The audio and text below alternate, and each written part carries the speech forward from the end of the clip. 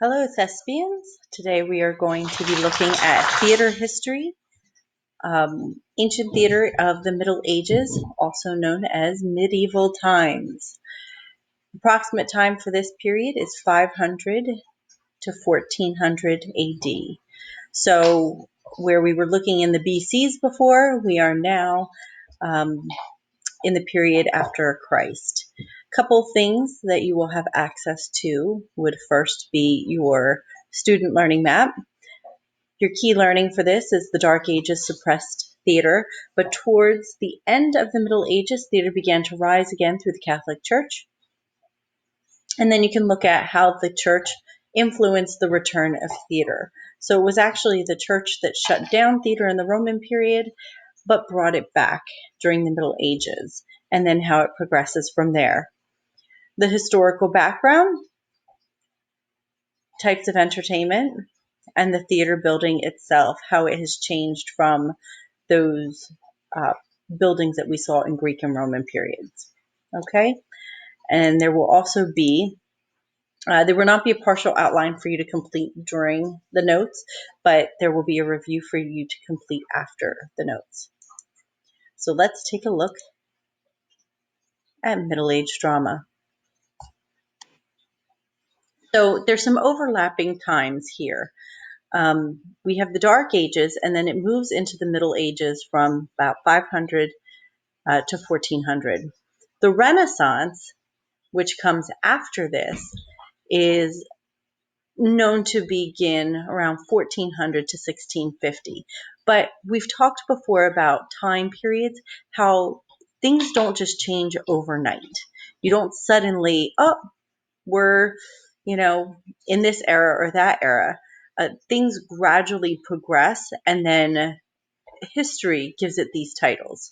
So the Middle Ages could extend to about 1500, another 100 years in certain areas of the world. And the Renaissance has been known to have started as early as the 1350s in some areas of Europe. The greatest medieval drama was created between 1350 and 1550, when the Renaissance paintings were already starting to be established. So you've got some overlap here. There's actually the early Middle Ages and the High Middle Ages. So early Middle Ages, we see more as the Dark Ages. That was 500 to 1000. Very few cultural historical advances were made. You had some barbarian invasions. You had the fight for expanding the Holy Roman Empire. When you have times of war or, strife, not a lot of art is created. And this is what we actually talked about the other day in our discussion about what's happening now in Broadway, is that, when humans are struggling, there's less time to go to the theater. There's things that prohibit art to be made. Then around the High Middle Ages, 1000 to 1400, we start to see a shift in the way people are living their lives. We see more people going to an agrarian lifestyle. You see feudalism. So here your history is coming into play. If you're not familiar with those terms, throw it into Google real quick and refresh what your history classes have taught you about this. We start to see the rebirth of towns. So communities and towns. And then when you have that established community, you then begin to see people relying on each other, and we see this building of knowledge. Universities start to pop up, and that's where we move ourselves into an area where we can create art. So one of the writers that we're going to talk about is Horosava. This is a she, our first female to come about from Greeks and Romans. Here in the Middle Ages, we actually have a female writer, probably the first one to have been documented. She was actually a nun in a convent in Germany. She wrote plays patterned on those of the Roman dramatist Terence. And if you remember from yesterday, Terence modeled his writings during the Roman era after the Greeks. So we have the Greeks influencing the Romans influencing our middle-aged writers. She's the earliest known female dramatist, and evidence shows that she was not cloistered. And what cloistered means is if she was a cloistered nun, she would not be allowed to leave her convent. Evidence shows that she was allowed to go out and see the world. She feared her subject matter was not suitable for Christian readers. If you're looking at the works of Terence, then maybe not, especially if you're looking at very strict Christians. She wrote 6 plays in Terence manner, but she manipulated them to use Christian stories instead. So she was writing from the Christian's perspective. She also wrote of the martyrdom of Christians. If you're not sure what martyrdom means, that is a person who would die for their beliefs. So a good example of that would be Joan of Arc, who and there's actually the play Joan of Arc is one of, the really most well-known plays in colleges, and even high schools. But Joan of Arc died for her belief and her not being denouncing Christ. There were hard-won conversations of non-believers. So some of her plays would talk about converting non-believers to Christianity, renunciations of sinful pasts, and strict penance. So some of her plays would have to do with the characters leaving their sinful pasts and working towards getting good graces. Most of her plays, if not all of them, were most likely not performed or received in her lifetime. So much like Seneca, where we had those closet dramas that were written and not performed, that's likely the case with Heroseva's works. That she wrote them, maybe they were read, maybe they were studied, but maybe not performed. And that's a picture of Our Lovely Lady. Liturgical drama. So liturgical drama has to do with dramas or plays that are written revolving Christianity. The theatrical elements of the Catholic Church include rituals, robes, music, space, symbolic events. So if you've ever had the opportunity to view a Catholic Mass or go to a church service, maybe even Methodist or Lutheran, which are very similar to the Catholic Church, you'll notice that there's a routine in all of the Masses. You'll notice that your priests wear robes. There's music played during the services. They have the place where, your congregation sits, and also the place where the altar, where the priest gives the sermon. And they use a lot of symbolic events. This is very similar to theater today. If you walk into a church, you have an audience, you have a script that is being read. And I don't think that a lot of people make that connection between, the religious services that we see and the performance-based aspect of what we're seeing. And so if you look back at the Greeks had those religious festivals, and their plays were, to honor the gods. So we've come full circle here with Greeks, and the Greek plays revolved around the gods, and then the Romans, where we fell away from it, and now we've come back to theater being represented in the church. So about 400 plays come from this time period, dealing with Mary's visiting the tomb, found in various places. So even if you're not a Christian and you don't know stories from the Bible, I like to encourage people to learn those stories, not because you have to believe them religiously, but because they are the basis for so many pieces of literature, including drama. And, if you're reading Shakespeare, Shakespeare makes a lot of religious references. So much has to do with the allusions to the Bible later on. So if if you don't read the Bible for religious reasons, read it for literary reasons. So these were written in Latin and presented by members of the clergy. That means your priests presented these liturgical dramas. We did not have actors. And they took place in churches and in monasteries. And if you don't know what monasteries are, those are where your monks would live. This is a really difficult picture, but it's a scene from a medieval play.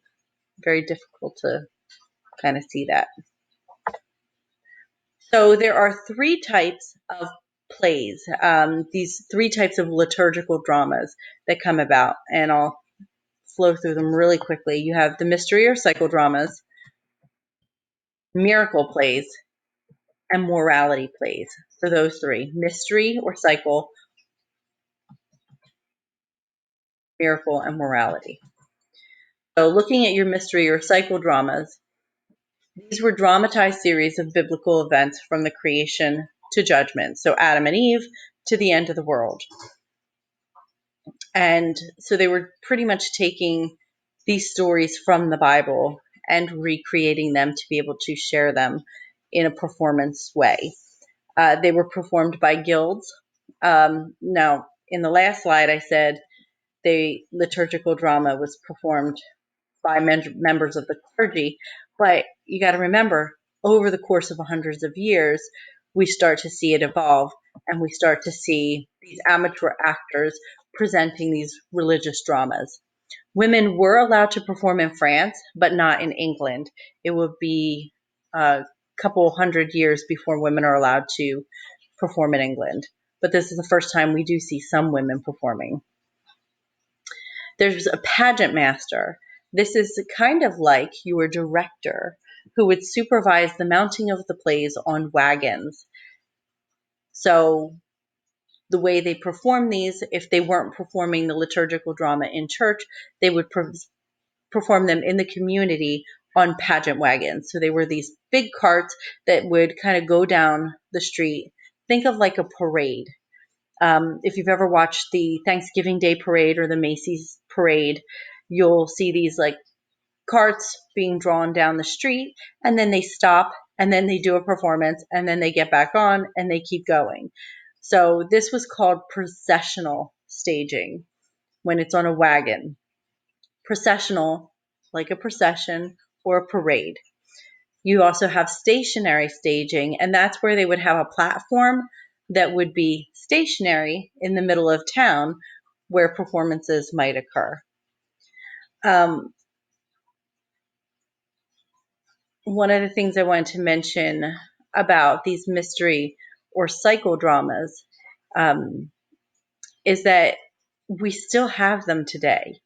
A lot of times we see them during the holidays. So around Christmas time, you might go see a Christmas pageant where they're replicating the birth of Jesus. Or around Easter time, maybe your church does the Stations of the Cross, which actually goes through Jesus's steps before he was hung and died on the cross. So we see these even now. Bible schools, if you've ever done a vacation Bible school in the summertime, a lot of times they put up little plays and skits that tell the stories of the Bible. So mystery and psychodramas are still very relevant today. So here's an image of a pageant wagon. You can see that at the bottom it's got the wheels, and the performance would happen in the streets. Here's a actual ground plan for how to create a pageant wagon, which when you guys get your assignments, you have the option to create one of the theaters that we talk about, one of the stages. So maybe you want to build a pageant wagon.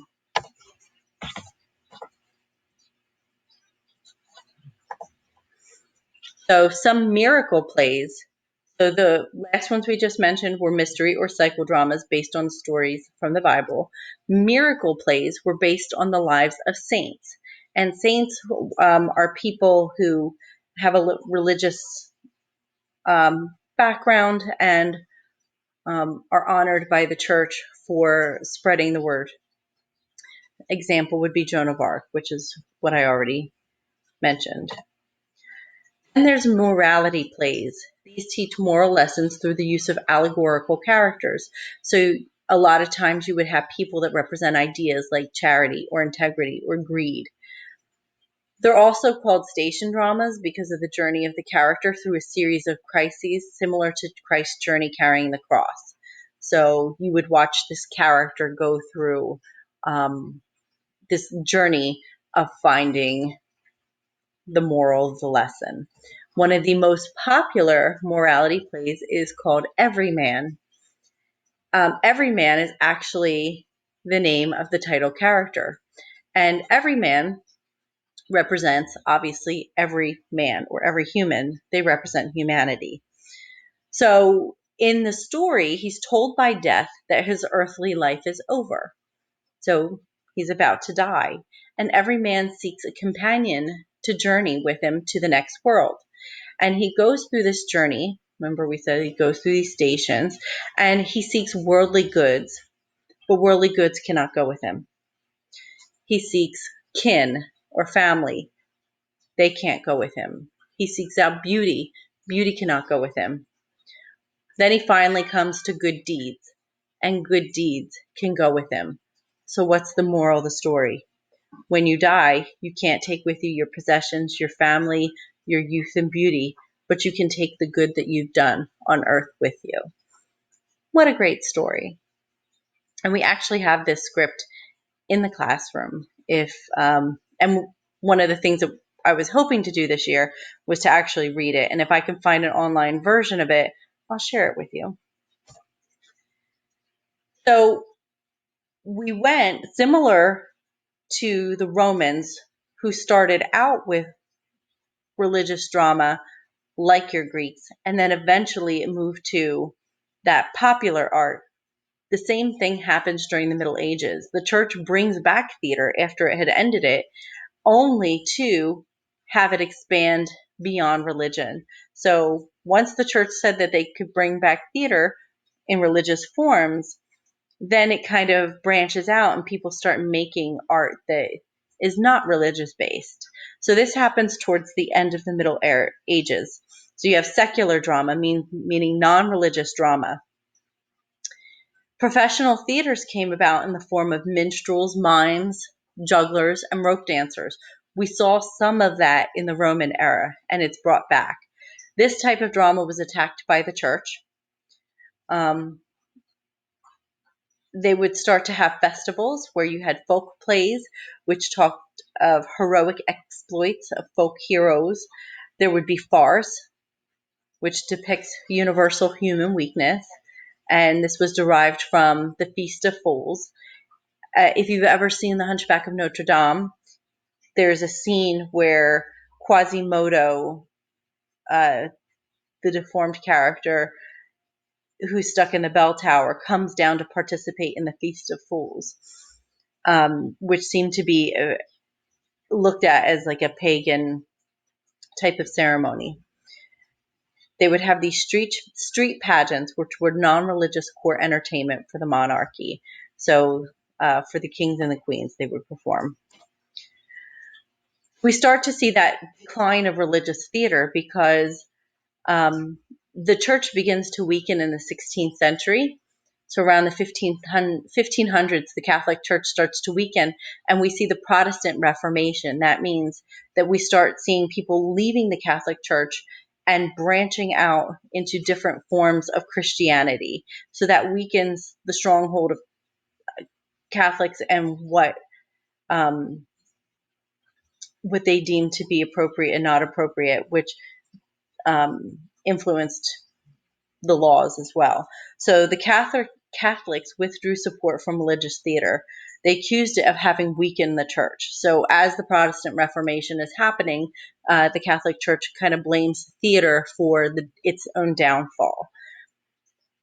They began to outlaw religious drama in Paris in 1548. And then Queen Elizabeth, she's head of the Anglican Church, which is a Protestant church, brought on in England. She banned religious drama in England in 1558. However, well, as you'll see in the English Renaissance, Queen Elizabeth was a huge supporter of secular drama. So more and more secular drama is being created. It begins to overwhelm religious drama, and we see a decline in it. Okay, so with the Protestant Reformation, we start to see theater changing again. But thankfully, due to the Middle Ages, theater comes back and helps to lead us into the Renaissance, which will be our next unit. Okay, have a great day.